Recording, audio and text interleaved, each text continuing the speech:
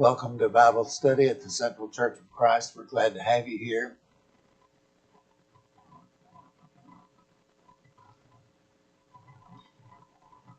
We're in the downhill side of a study on church leadership that began on the first half pretty much as a broad range study that would cover just about any Christian. And now we're focused specifically on where you might have thought we would have started this study, on the qualifications of elders specifically. And so this will focus on basically 1 Timothy 3 and Titus 1, the areas that you'd be naturally likely to go to when you were looking for those qualifications. I do remind you that the qualifications that we're going over are not really a matter of opinion. You know, when I talk about these things with you, I'm not expressing what I think would be good ideas for people who are in positions of leadership, that this would be nice if they had these, or at least some of them, or anything like that. I have beat many concepts in here to death, and you've been really patient about that, but it's because I figure this is going to be the last time that I will ever do this, and I want to pound home some concepts that are especially important. One of those being that you can have a man who is an extremely good man, a good Christian man, a very hard worker in the kingdom. And that does not mean that they are good elder material. It takes much more than that. Nor is it a good idea to use the standards of the world. It may well be that a man who digs ditches for a living would be a far better elder than the local bank president, or the local college president, or the local doctor. So we need to get all of those nonsense ideas out of our head, and we need to focus on the qualifications that come in the scriptures and try to match those up. And it's not an easy task to do. It takes a lot of thought on the part of those who are trying to think of potential candidates. And it takes an awful lot of work on the candidates themselves. So with those thoughts in mind, we remember that the Holy Spirit does tell us what the Godhead wants in the way of people for these offices. And we don't have any right to modify any of these in any way at all. If we ignore God's recipe, we're defying Him. And God doesn't give excuses or outs to anyone on any of these qualifications. Granted, there is a level of degree in every one of them, but on the other side of that coin, God isn't mocked. We don't need to play games with Him and say, well, He's sort of this way. We'll refer to one of those very quickly in today's study as we look at one in particular. If a congregation is of what we consider around here to be of a normal size, there should be men in that qualification that are in that category that have these qualifications and can fulfill the office. If you try accepting the office and you aren't qualified, you're defying God also. That's not a good spot to be in. And in summary of the whole thing, remember, bad leaders cause souls to be lost. That's why it's so serious. And that's why we've taken so long. I've already told you, as lazy as I am, I would rather have gotten this thing over in 1 quarter. 1 week. But by no means are we going to exhaust the subject even in this period of time that we're looking at now. The qualification that we're looking at to start with today is a sort of a backup and repeat and expanding on from the end of last class period, and that is the idea of being hospitable. Uh, this is one of those qualifications that's very commonly ignored in today's world. We don't do hospitality in the way it was generally done in New Testament times. We don't do hospitality today in the way it was generally done in the 1940s and 50s and 60s. There are a number of reasons for that, but let's just cut through the cultural stuff and get down to, okay, this is a qualification for elders, and by the way, would be a great qualification for all of us. So let's think about the idea. The idea is being ready to welcome guests, to enjoy having guests in your home. And almost without fail, all of these qualifications have a way of weaseling out. The weaseling out on this one is, well, back in those days, they didn't have hotels and motels. And so when people were passing through, they needed someplace to stay. So they needed to have the opportunity to invite people into their homes, because that was a safe place. That's all true. But there's more to it than that. And we'll look at some scriptures that point out that irregardless of whether that person is a stranger from another country or they're a member of the congregation that you are a part of, either of those circumstances requires hospitality. In fact, let's just look at that right now for some examples. Turn with me, please, to Hebrews 13.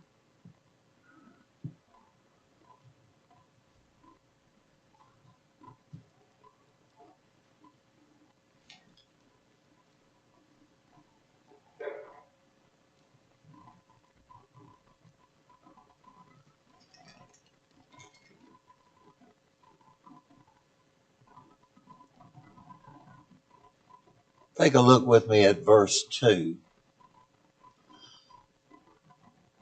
Do not neglect to show hospitality to strangers, for thereby some have entertained angels unawares. Okay, now that's pretty clear that these are people that you probably don't know. So that kind of matches up with, okay, no motels, no hotels, blah, blah, blah.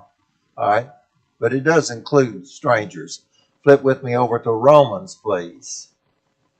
Romans 12.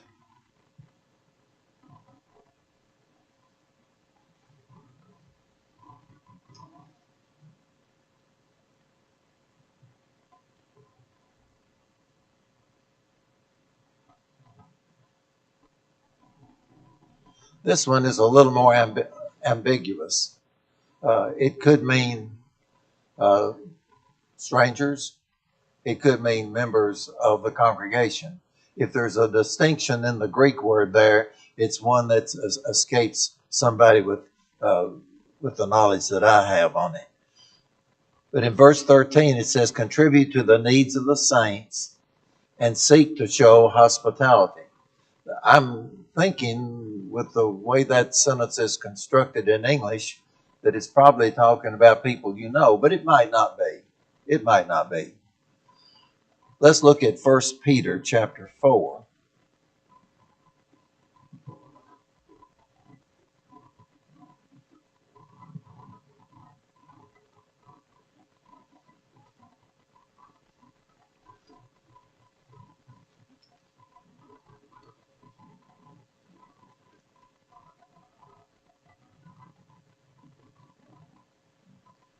And the verse is 9.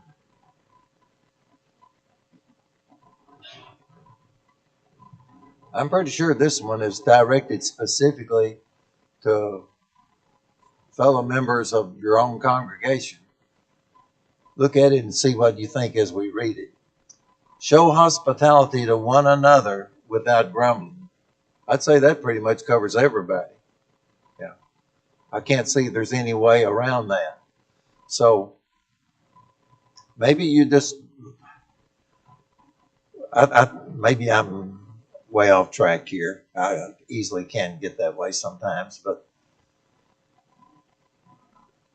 I'm guessing that a lot of you, if not all of you, have this quality that I have in me, or sometimes I would just rather stay home and prop my feet up and read or relax than I had to make the effort to get ready to go to something that's a church activity or a school activity or whatever, even though those are good things. I'd rather not mess with bringing somebody into the house. I'd rather just sit there with my book and Linda with her book and just read. Not because I don't care about other people, but just simply because I'm too lazy to make that extra effort. I think you know what I'm talking about. Most of us understand that. But sooner or later, the bottom line is there are huge benefits to this quality of hospitality.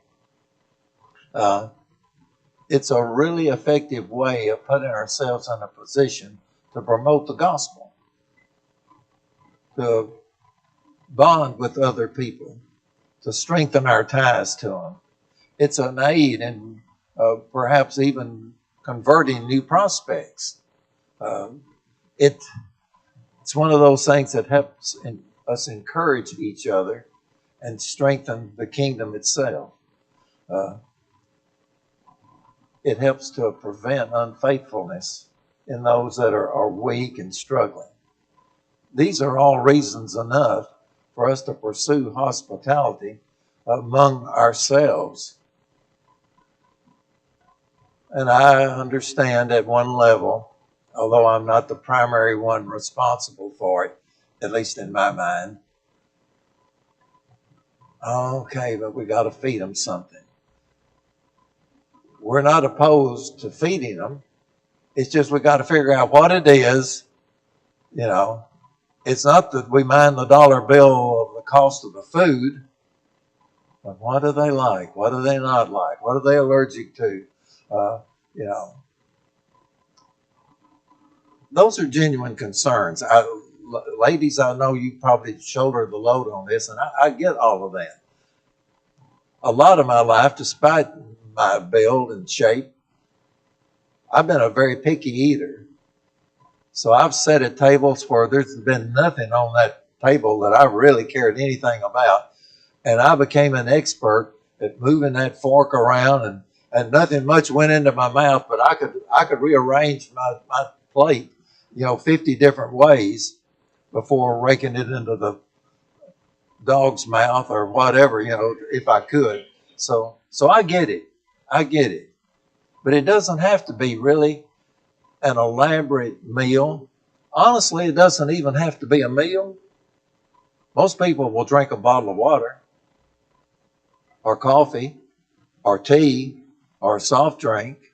It does not have to be elaborate. This is hospitality that should be focusing on people, not the food. That's what this is about. This is about building relationships. And we know that. I'm just reminding you of it. The Holy Spirit has commanded it, so let's do it. From the viewpoint of an elder, this is necessary to get to know the flock. You are required as an elder to know the flock, not be able to identify them by their number, by the page in the directory, but to know them. Every one of us is weirder than all get out. Talking about those weird things with someone else helps us to know them. You will never know that I'm an Oregon Trail buff, except I just told you, unless we sit down and talk about it. I will never know that you enjoy painting unless we sit down and talk about it. All those things help me to know a little bit about who you are, which one you are, and those bonds really do matter. That's for visitors. You would think that we would all know each other because of our relatively small numbers. But it's a little harder than that. We have a pretty good turnover here. And there are always new folks coming in. Just this month, we've had close to a dozen folks come in. And we have people that move. They're transferred in one thing or another. It's just the phases of life. So it's not as easy as it might seem. And some of us, like me, that are backward and introverted, it takes us a time or two before we're likely to reach out to you. So it's not all that easy for most of us. We're not suggesting that our elders be big backslappers like the parody of a politician. Hey, so glad to have you, vote for me. No. But we are suggesting that if a family has been here for a few months, our elders need to know who they are. Now, we've got some tools to help us with that. One of the best ones going is the church directory. They've been around since dirt, but what is not quite so common is in our technological age, the idea of having a church directory where you can just pick up your phone and you can check somebody and see, okay, now who are they? What's their name again? Not to mention a contact number or an email or something like that. That's wonderful. And we've got it. And if you aren't using it, shame on you, Ron.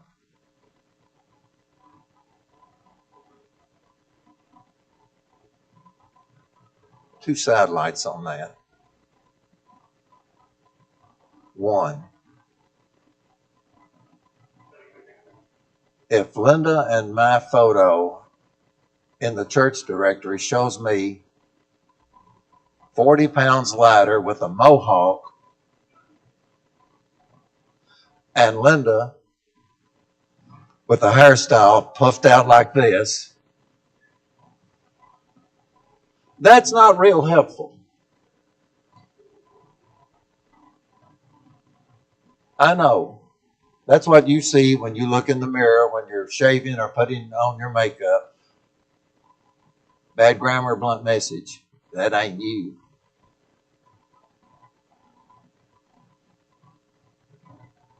If you haven't had your picture taken lately for the directory, the point of that directory is it's not God's roll book. And by the way, that's another little thing we could go down. I need my name and picture in the directory because on Judgment Day, that's what God uses. No, he doesn't. But there are people. You must not be one of them since you're here. But there are folks that when it comes time to getting their pictures taken for the directory, they got to be there for that. And then you never see them again until the next picture taking session. Folks, we need to have our pictures updated every once in a while. Now, Charles Turek, among many other things that he is involved in, takes our photos for the directory. That's Charles right there. If you're a newcomer, new to our congregation, and you place membership here, or if you've been here for 40 years and your photo is 36 years old, you need to talk to Charles. It's painless. He usually does it right after services or sometimes between Sunday school and church, maybe if that works for you and his schedule. But he can work it out with you to get it done, and then we can have an up-to-date record of who you are and what you look like right now. P.S. If your kids are in high school, but your directory photo shows one of you holding this little baby, and the other one is an ankle biter, how about updating that for those of us that are trying to keep up with what the name of your kids are? Just saying. Then back to the main point. Elders need to know the flock.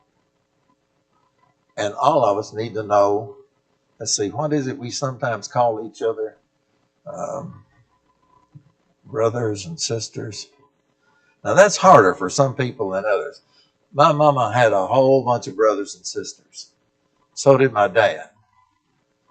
My parents looked at me, I'm the firstborn, and they said, he's never going to remember a whole bunch of them. So we'll just give him one sibling to keep up with. So I don't have much trouble keeping up with the names of my brothers and sisters. It's a little harder, religiously speaking, to keep up with the names of your brothers and sisters, but we need to know who they are. We really do. And not just the ones that sit around us. There's Clark way back yonder. There's Cindy way back over here. And then all of us in between. And we don't all have to be thick, tight buddies. We all ought to know each other's names sooner or later. The next qualification is referred to in Timothy 3:2. Didaktikos. Didaktikos. Apt and skillful in teaching. That's what Thayer says this word means. Apt and skillful. An apt teacher. It amazes me and also kind of rankles me a little bit that on the most serious of matters, as I rank them, not necessarily as God ranks them, but on the most serious matters, if we don't want to mess with it or treat it like it needs to be because we really just don't want to go there, then we kind of slough it off and make light of it. An example of that would be basically like wives, obey your husbands. No, we don't need to treat that as a joke. We really don't.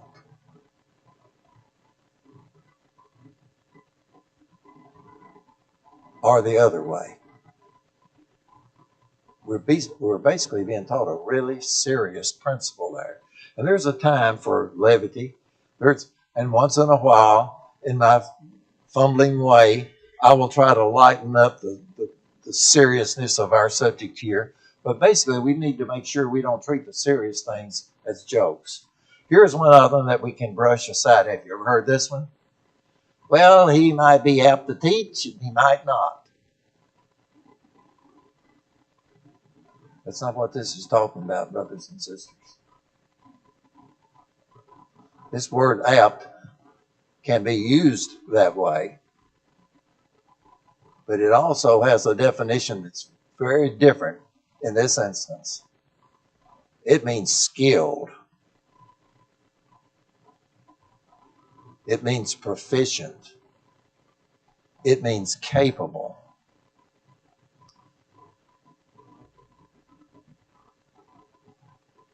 This does not mean someone who is half-heartedly slopping through the task. Well, any goofus can teach. Nothing to it. Those who can do, those who can't teach. It's not only insulting, it's far from funny. That's true in the secular world, and it's true here. Lots and lots of folks found out through COVID that teaching is not anything at all like what they thought, and they had a classroom of 1 or 2. Our classroom here is about 200.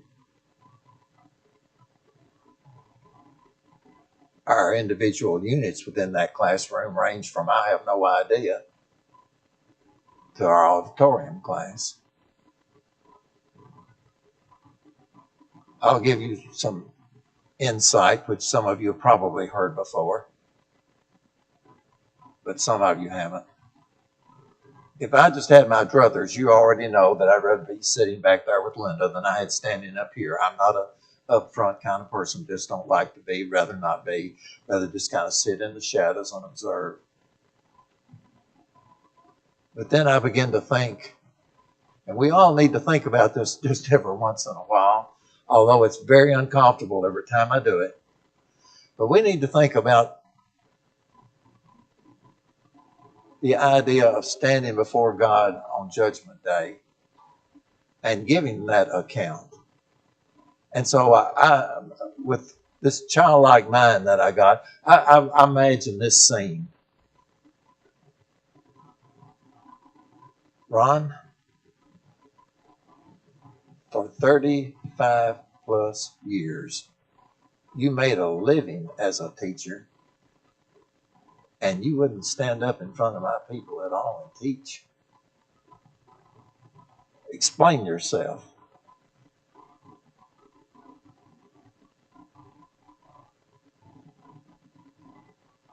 I don't have a good answer for that one. But Lord, I want to sit back there with Linda. I don't like going up there. I don't want to study. Not me. That's not going to play.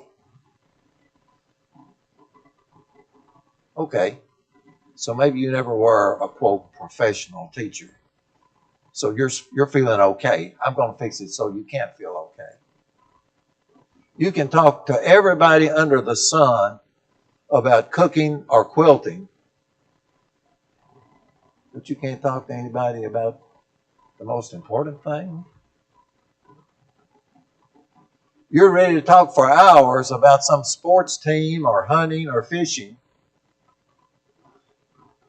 and you can engage them forever on that topic, but you can't talk to them at all about their soul? What are you going to answer to God when he throws that in your face, Ron?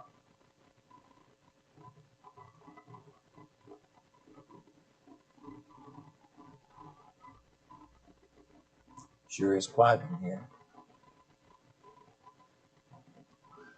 I think about that stuff sometimes. And sometimes it prods me to try to do a little better for a while, but I'm really bad at it. Okay, apt to teach. It comes easy for them. This word does not mean, I was able to find this out, this word does not mean that they have like this inner talent or ability. A lot of times we brush people's success or ability off by just saying they were born to it. It's like a great baseball player who's an excellent defender. And time after time after time, he saves runs by going to the wall and reaches up and leaps up and is above the wall and he makes the catch. He knows the right routes to follow the ball. He knows where it's going and he tracks it. And so we just say, well, he's got the natural gift. I remember someone making that comment in an area where I had watched this person over and over again. And it wasn't in a sports arena, but it was in another arena of life. And they talked about how, well, he just gifted. And I happen to know how many hours that person put in. Maybe they didn't have better than average talent. I really don't honestly know how to measure stuff like that. All that matters is the results. And a lot of the results can come by hard work. Anybody who's ever played a sport or ever played a musical instrument or ever learned a skill knows that you can have a certain level of talent, but you have to be able to develop it. Such is the quality of teaching. All elders need to be able to teach. Not they might apt to or might apt not to. They don't have to have the speech of an Apollos. They may not be eloquent. They may actually be somewhat tedious and boring. But if their material is the best material in the world, which is to say the Bible, and what they're teaching is sound, they meet the qualification.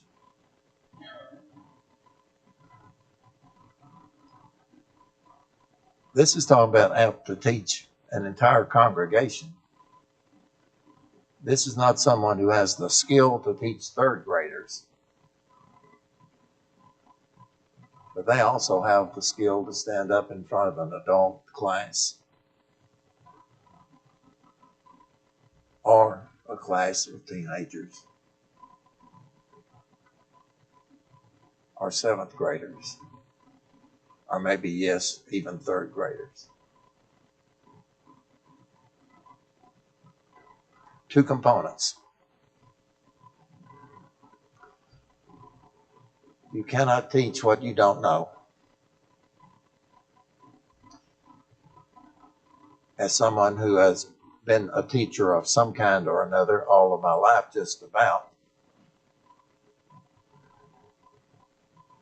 I can tell you that you need to be smart enough to know that you are not going to be knowledgeable enough to know every answer. The Lord knows that is certainly true about His Word. There are times when you have to say, I don't know. I don't really think anybody knows for sure. There are times when you have to say, I don't know, but I will try to find out the answer. And then there are times when you're supposed to know the answer. Again, I beat it to death, but bluntly put, if an elder can't tell people which book of the New Testament to go to find out how to be a Christian, they don't have any business being an elder. Visitors, the rest of them in here know how plain spoken I am. So just, not mad at anybody. We've got good elders here. But we don't need to dance around these things. Souls are at stake. If a person doesn't know the Bible well enough to know what's going on, that's the time a congregation will be led into apostasy. Just like Paul told those Ephesian elders, from your very number, and it wasn't very long at all, although what he said came true. And that elder may be a great guy, and he can stand out there in the foyer and talk to you about fishing all day long, tell you where all the best spots are, the lures that he likes, talk to you about bass boats and all that stuff, just from one end to the other. But if in that congregation there are already people on the wrong track and they're teaching people on the wrong track, that is a major problem. The congregations that go off the deep end, you've got to put an awful lot of that on the shoulders of elders. By the way, members that are not going to be elders, if they don't do it, you've got a responsibility to step in there and do it. But it's not my job. It is your job to try to make sure people know the truth and that you stop error. That is your job. Ron, don't like it. I'm a Moses without the talent. I love making excuses. A lot of us do. But this is one where it is not just a matter of flashing our knowledge. This is to remind all of us what real leadership is supposed to be about. This is washing feet. But we also have to know what we're doing. That's why we've been given the book. Some parts of it are a whole lot easier than others. I could become pretty much an expert on Philemon. It's a little bit harder when you do Romans.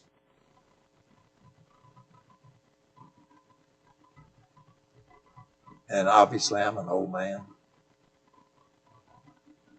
Been around this stuff for a spell. and I'm going to die real dumb compared to what I should be. But we're supposed to be making an effort, guys. We're supposed to be growing. And an elder has to have grown enough where they can take care of business.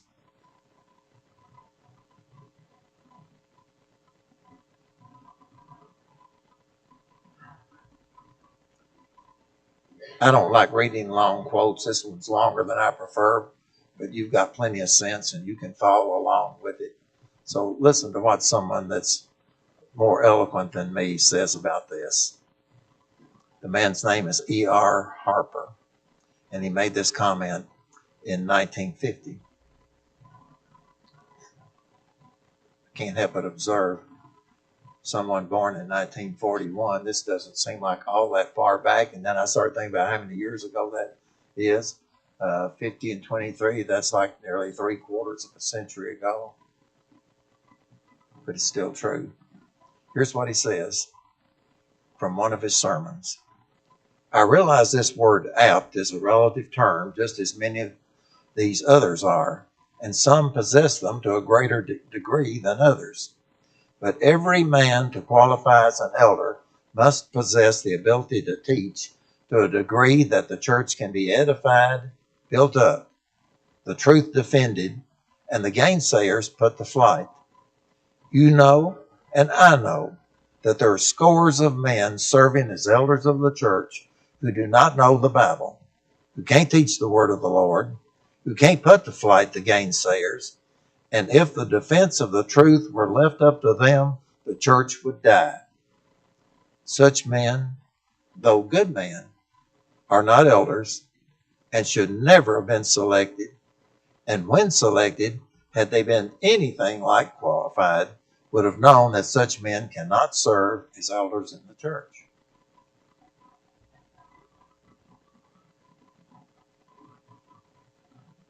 So the solution is don't know anything, and you won't ever have to be one. No.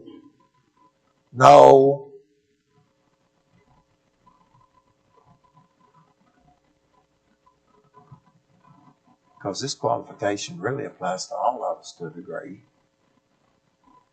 Like many of the other qualifications, it's not exclusive to elders. And if you've been a member for a little while, and I underscore little, and you still can't tell somebody how to become what you're claiming to be, something bad wrong with that picture.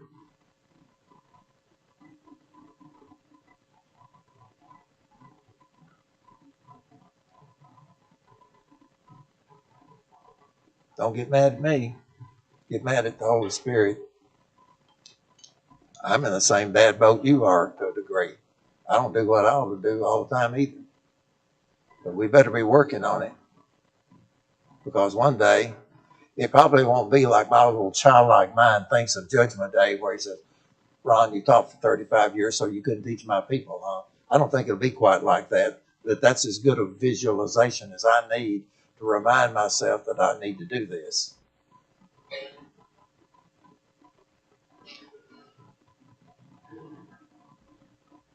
The next qualification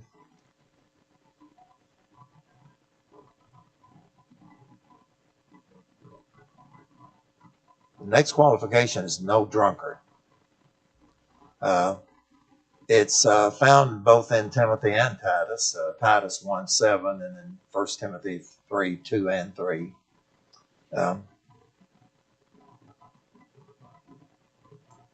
It's a compound word and basically saying close to wine or near to wine. And by the way, that wine is not grape juice. God didn't prohibit elders from drinking grape juice. That's not where the problem comes. And also, an expansion of that, there is a principle here, not just a specific item. We're not only talking about wine, which can leads you to the point where you are not making sound judgments and your reputation is not as good as it needs to be. In our modern culture, the same principle applies to drugs or anything else that would impair our judgment and cause us not to be able to think clearly and soberly. We use that word soberly for more things than just liquor, don't we? I think I'm just going to stop right there and we'll take a look at this one in more detail next time. Thanks for your attention.